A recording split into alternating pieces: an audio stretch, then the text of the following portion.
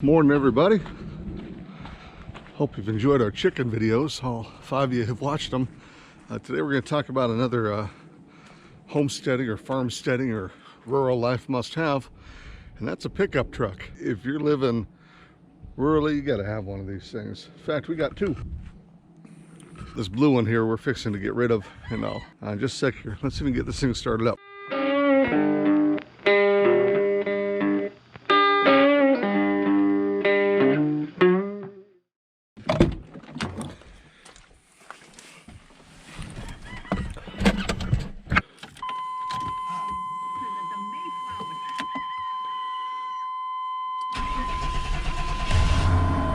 I'm gonna miss this truck. This was Anjum's truck that she bought when she was living up in the hills. It's been a great stinking machine. I'd like to just keep it, but I've learned so much about stuff that's nice to have on a vehicle when you're living rurally and trying to be a little more independent and whoa baby, stuff like that. So let's talk about that. I gotta roll this window down. I gotta roll down this window to reach outside to open the door, because that's broke. All right, okay, so you decided to move out to the country and start a farmstead or homestead or whatever kind of stead you want to call this thing. You gotta have a truck. You're gonna be hauling stuff, you're gonna be picking stuff up, you're gonna be moving stuff. This truck's gonna be one of your top used tools, and it's probably going to be your daily driver too. So this thing's going to get beat. It'll never be turned off. You're always using it. There are some basic things you've got to have in a truck. I'm here to tell you. First basic thing on a truck you got to have, there's different sizes of trucks, I'm sure you know that. One of the basic things you got to have is you got to have a half-ton or bigger. Don't bother with the smaller trucks. You can get a half-ton truck for the same money as you can get a little S10 or a Ranger, and you might think, oh, they get better fuel economy or whatever. Don't do it. Don't do it. I've seen so many people come in with those trucks and they regret it and they're miserable. I work at a small equipment. I work at a power equipment shop. I see people coming in with these small trucks all the time. Hey, we just moved out to the country, bought us a truck. That's not a truck. Half-ton or bigger. It'll pull the stuff you want to pull. It'll tow stuff. It'll yank stuff out of the mud. The heavier the truck, the better. This one's a half-ton. We're upgrading to a 3/4 ton because we got to have it. This thing says it'll pull 10,000 pounds. It ain't going to pull 10,000 pounds. Which brings me to my next point. Engine, V8 or bigger. Bigger engine is better. For whatever reason, the bigger engines hold up better. Your V8s are always going to hold up better than your V6s. Always going to hold up better than your 4-cylinders. There's some exceptions to the rule. You don't need to at me about them. But the fact is that if you're getting an engine in your truck, bigger's better. You want pulling power. You need to be able to yank stuff around. You got to have a big engine with lots of power. That stinks on fuel economy, but it is what it is. So half-ton truck at the least, V8 at the least. And listen, if all you can afford is a V6, okay, fine. At least get the half-ton with the V6. The next thing I would talk about is something that we've had trouble with, and if you can pull this off, you're ahead of the game. All this electric stuff is going to break. Find something that's a base model. My goodness, I mean, even these cloth seats, these things are gross, man. Like, my kid just cleaned these so we could sell this truck. They're covered in mold. They are nasty because all these seals and stuff around these doors, they all fail. Water gets in here. I was trying so hard to find something with vinyl seats and a vinyl floor. Believe me, it's better. You're going to be jumping in and out of it while you're dirty. Find something like that. This thing's got AC. It's nasty. Stuff gets in, I swear, stuff gets inside that AC compressor and grows. It's gross. This has got a radio. I think you gotta have a radio, but whatever. But like electric 4-wheel drive, dude, I wouldn't want to depend on that if my life depended on it. What if it just decides, my servo went out, I'm not gonna work. Find something with a manual 4-wheel drive. We just got that on our truck. So half-ton truck, V8, as basic as you can get it. Okay. Like, if you could find a regular cab, do it. The next thing is your bed size. This is a 6-foot bed, and I regret it every time we used it because I always needed something with an 8-foot bed. get the biggest bed you can get.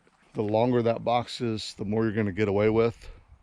I would say that's a necessity. Get a long box in your truck, because you're going to take things in for repairs. You're going to move lots of material. You're going to fill that box up with stuff. The fewer trips you can make, the better. I mean, sometimes you got to drive 2-3 hours to get a piece of equipment. If it don't fit in that truck, you're up a creek. And the world's kind of built with a lot of stuff that fits in the back of an 8-foot box. For example, we got a Caterpillar tunnel coming. That comes on a pallet that's 8 feet long. You know, we go to pick it up in this truck. We're going to have it hanging off the back. That's okay. Invest in some good straps, but 8-foot box would be better.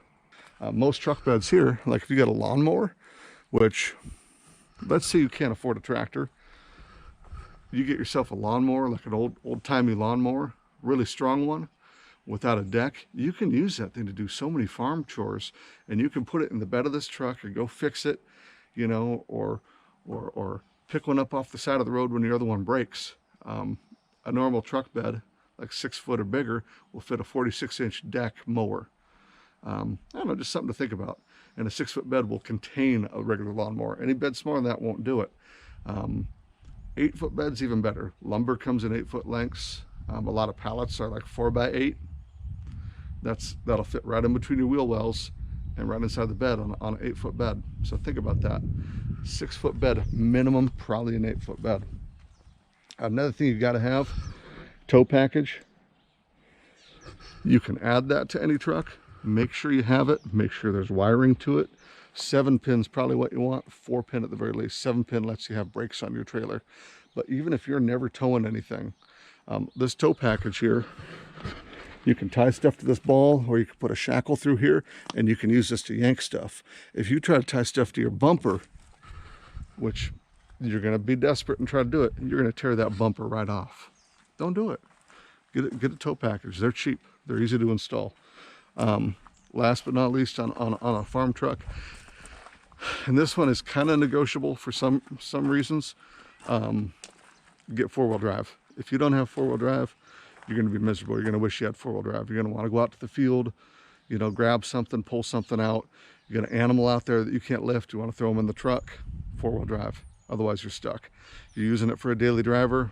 Where you live is probably a little farther out. Snow plows ain't coming. Got to have 4-wheel drive so you can get to work. Because I don't know about you, but we ain't independently wealthy, you know, selling chicken eggs. So those are your real basics, right? Half-ton, V8. Simple as possible. Seriously, this truck, I got stuck inside it because it has electric windows. The door handles don't work. I had the cable come off my positive terminal. I was driving down the street from work. Positive terminal popped off the battery. Truck died. I was stuck inside because I got electric windows that I couldn't roll down to reach outside to unlock the door because the door handles broke. Because this truck gets beat on. So that's your basics. If you can afford the upgrade, tell them to get a diesel. That's what we just did. I found that the difference in price between an old diesel truck and an old gas truck were negligible. The difference is the diesel's going to last longer. You know, just like a half-ton truck, in my mind, is going to last longer than that little S10 throwaway truck, or that little, even though the Ford Rangers, if you do have to get a small truck, tough little guys. I'd get a Jeep if I was going to do that, though. It's basically the same size rig. Anyway, we could argue about that later. But diesel truck right now, about as cheap as anything else. And then spend less and invest more, right? So like this truck, let's say you picked up this truck for $2,000, okay? Engine's good, transmission's good. We can tell that by driving it. It drives good. Look under the hood, look under it, no big leaks. 4-wheel drive locks in. Okay, those are our most important components. You can spend $2,000 on this thing and then put another $5,000 into it, and you'll have a better truck at $7,000 than you would by buying a $10,000 truck. I'm here to tell you, because that $10,000 truck's got problems too. So we bought this thing for cheap.